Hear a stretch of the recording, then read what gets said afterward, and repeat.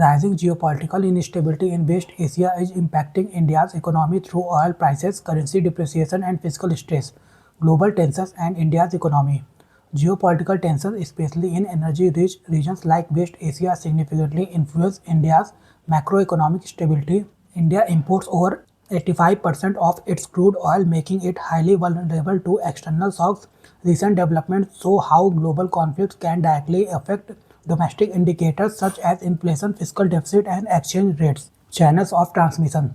Energy prices.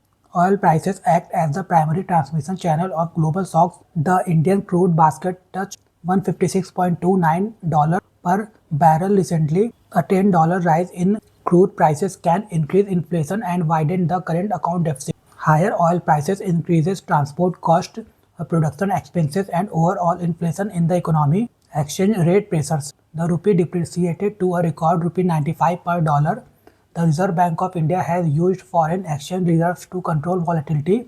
Currency depreciation increases import cost and versus inflationary pressures. External sector stress. Foreign exchange reserve declined to around $709 billion.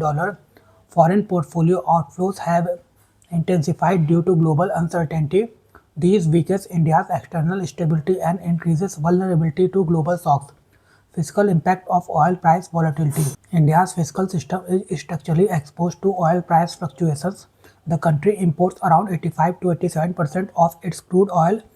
Oil price increases lead to higher subsidies on fertilizers and LPG. Governments often reduce fuel taxes to control inflation.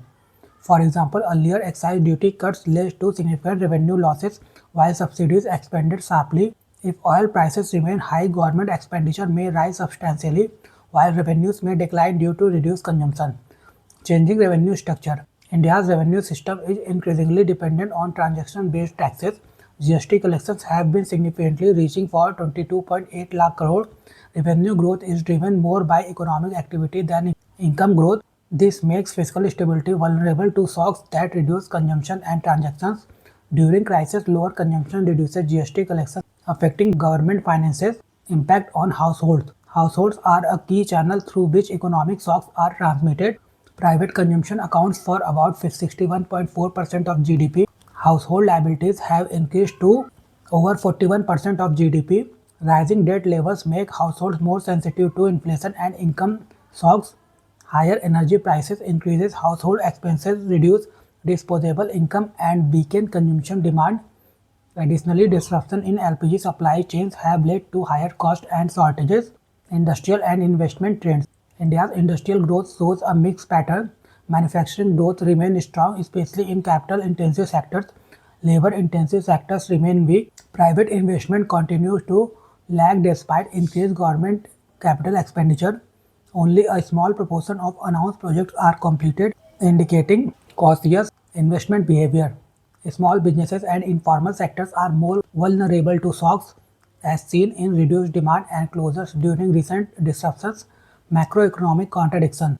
India's economy currently reflects a dual reality: a strong GDP growth around 8.1% and high capital expenditure, weak income growth, rising debt, and external vulnerabilities. These divergences highlights structural weaknesses in the growth model. While infrastructure-led growth boosts long-term capacity, it may not immediately strengthen household income or consumption.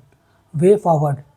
India needs to recalibrate its economic strategy to reduce vulnerability to global shocks, diversify energy sources to reduce dependence on crude oil imports, strengthen income-led demand through employment and wage growth, broaden the tax base to reduce reliance on transaction-based revenues, maintain adequate fiscal buffers for crisis management. A balanced approach between growth, stability, and resilience is essential in an uncertain global environment.